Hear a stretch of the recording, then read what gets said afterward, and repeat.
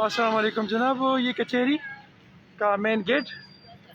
और इसके साथ ही ये जो पानी आ रहा है, इस पानी को देखते हैं थोड़ा सा कि आ किधर से रहा है, तो आपको इसकी डिटेल्स पे डिस्कस करेंगे। ये सारा पानी बिल्कुल रोड के ऊपर, इसके करीब ये होटल्स, इसके करीब हमारे वेल एजुकेटेड लोग जो मुख्तलिफ़ किस्म के बिजनेसेस करते हैं, और इसके साथ ये पानी आ कहाँ से है, ये बिल्कुल इस गेट के सामने से, इस गेट के सामने जाते हुए मेरा ख्याल है कि रिसेंटली 2-3 महीने पहले हुए बना हुआ ये जो फुटपाथ है उसके ऊपर चलते हुए आ किस दर से रहे, इसकी थोड़ी सी डिटेल देखेंगे। और इसकी बहुत ज़्यादा गंदी स्मेल, इसके साथ ही गंदगी का ढेर, और इस गंदगी के ढेर के साथ ही छोटे छोटे होटल्स जो हमारे यहाँ आए हुए अटक में आने वाले मेहमानों को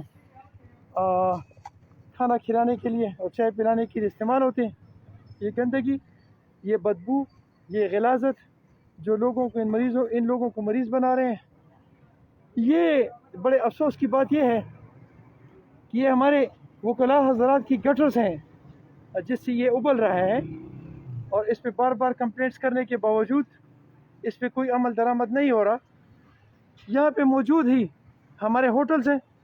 जिस पे हमारे बच्चे जो बाहर से आते हैं यहाँ अपने कामों के सिलसिले में, वो यहाँ पे खाना भी खाते हैं, यहाँ पे चाय भी पीते हैं। और इसके साथ ही इस गंदगी का मौजूद होना इंतज़ामिया के माथे पे कालक का टीका नहीं बल्कि शर्म का मकाम है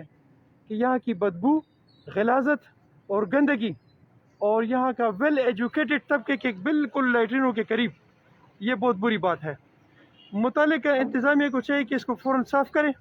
और आवाम को फैसिलिटेट करें। अस्सलाम वालेकुम रहमतुल्लाह।